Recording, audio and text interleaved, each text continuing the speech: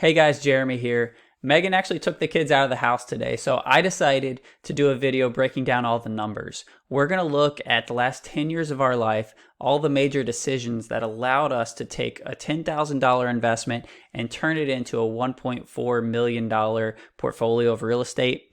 I'm going to break down the three key things that I think were critical to our success, and hopefully you can emulate those to create some success in your own life. So I thought this would be a good fun thought exercise to go through. So this spreadsheet is where we're headed, but if you look at this, you can kind of get a seizure with all these numbers and it's a little overwhelming. So we're going to scale it back and we're going to take ourselves all the way back to 2011. Now 2011, Megan and I had just gotten married in January. We ended up buying our first home in December of that year. And believe it or not, we bought this home. House number one was purchased for $76,900. Now, if you take yourself back to 2011, the financial crisis was over. That was like '08, but there were still foreclosures on the market. And boy, did we find ourselves one. This house was an absolute train wreck. We used secondhand cabinets that we redid the kitchen with. I remember cutting up the roach-infested hot tub that was left at the property for years. No way to salvage that. So this place was exactly what you'd expect to get for a $77,000 home.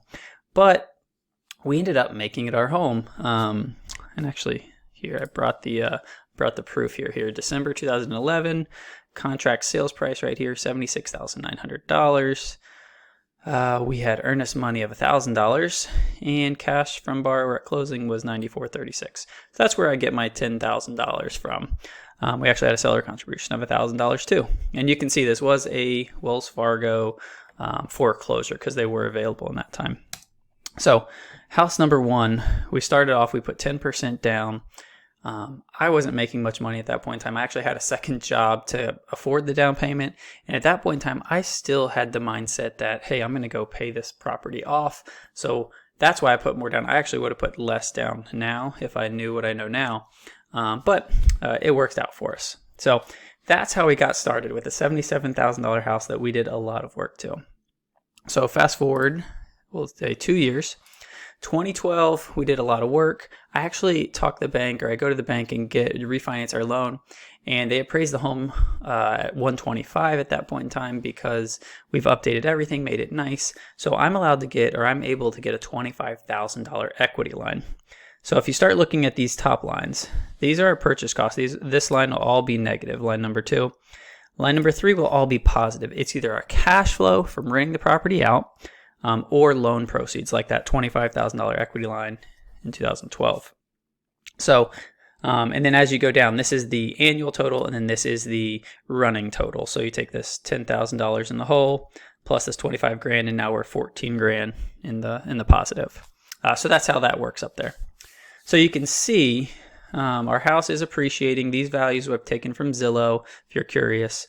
So actually, this is a little lower than in actuality because we had an appraisal higher than that. But Zillow, it's good enough for my purposes for this exercise. So, we get this $25,000 equity line, and I don't know if that's lost on you, but that was huge for our life. I mean, I was only making probably about $50,000 that year.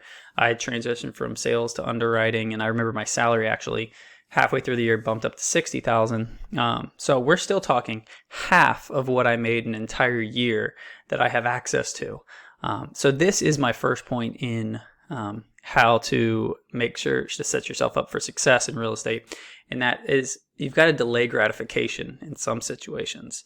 I would have much rather gone and bought a boat at that point in time. We were young. We were about to have our first baby in 2013.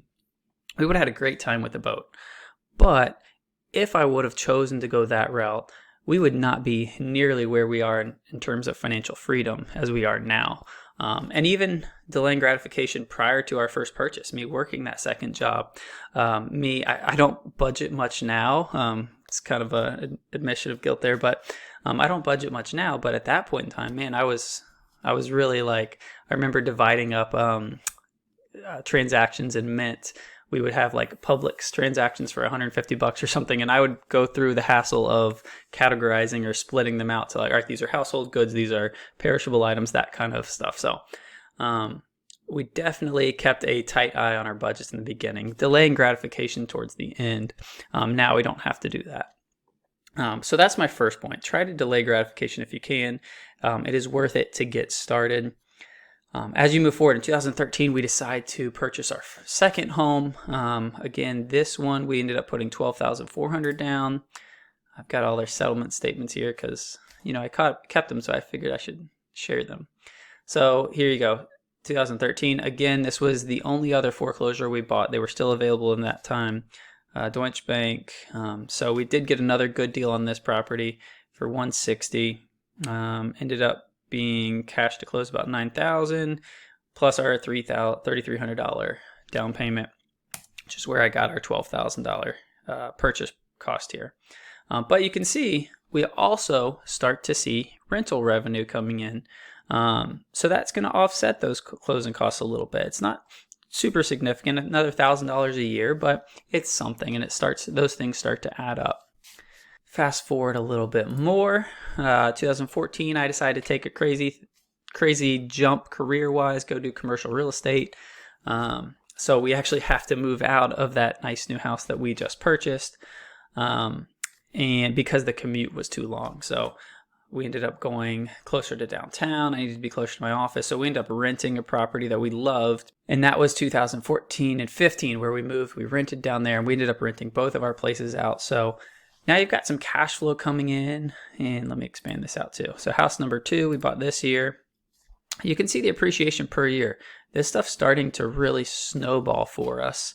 $14,000 a year. If you're making $50,000, that's a really good increase to your net worth. Now, this isn't money in your pocket, but that gets me to my next point, kind of with real estate. As you're moving, you can see our cash flow is not super significant. It's not life-changing money, but real estate's not a get-rich-quick scheme, and I think that's something you have to understand. That's my point number 2. You have to understand, you have to have a long-term focus, because over the long term, real estate will work for you. It's, a fundamental need that every human has, but it's not always immediate. I remember times, especially in 2014, 15, where my wife was asking me, we're only making a couple $100 a month on those, but we had significant equity, $50,000 in equity. We could use that significant. That would have been significant for us in that point in time in our life to pay bills. We were going into debt while I was trying out this new career, and I kept thinking I was going to, make it. And it did end up working out, but still it was stressful during that period. So you just got to have this understanding, this long-term focus, that as long as you can hold on and keep the properties producing for you, it is going to be worth it in the end. I'll also share now, as you get house number 2, this is the summary of all the different houses as they come along. In 2016, we were renting. We needed an extra bedroom now because we had more babies on the way. And so we did decide to purchase again in 2016. By that time, I had a good year of income in 2015, and I was being self-employed. So I had enough history that I was able to purchase our third home. So that one was, let's see, when was that? December, I think. So sale price was $235, loan amount was $223. I think it's on the next page. I don't know if this has the settlement date. Oh yeah, December 2016. So it was right at the end of 2016. I had a full 3 years almost of working, doing real estate. But again, you can see not a ton of cash from the borrower. $14,849 minus my $2,000 deposit, which is where we got our $17,000. And there was something else I paid for. But the point is, you can see the purchase price, or because we're able to leverage, and we utilize a lot of primary financing for this process, we were able to keep as much money in our pocket as we possibly could. And whatever we were making, we were just spending on life and enjoying life. So I was delaying gratification in some ways because I wasn't getting the boat, but we weren't as worried about saving for the future because we had these houses that were really contributing to our bottom line. So you can see, our running total for cash here we're still in the positive. Even after buying 3 homes, we've let this one equity line that we were able to access because of the sweat equity that we put in. We were able to run that over into a property number 2 and then property number 3. And you can just see the snowballing effect that investing in real estate has. So in 2017, the market was still doing really well. So we actually, this huge number reflects a big equity line we were able to take out. So this one was house number 3. And you can just see, let's see, where are we at? Yeah, so we've got three houses in 2017. 2018, we decided to buy another home to be closer to family. This was actually dictated by school zones. We wanted to be in a certain school zone for our children. So you can see I'm actually going to collapse the houses because at this point in time, the numbers kind of get crazy and you're like, it's almost like unfathomable the progress that you're making. And into 2019, 2020. You can see, again, though, the cash flow is not significant, but when you start adding it all up, it does become a significant amount and life-changing amount to us. And I think that's my third point, is you just need to let the real estate work for you. When you get to 2021, I mean, real estate values have skyrocketed this year. But when you own $1 million worth of real estate, you get to ride that wave because of all of the work we did starting out. So, this year we've seen property increases of $300,000 across our portfolio, which is nuts. Like 27% increase. That's not sustainable, I don't believe. Or obviously it's not sustainable. But I can tell you, we have never made $300,000 in a year.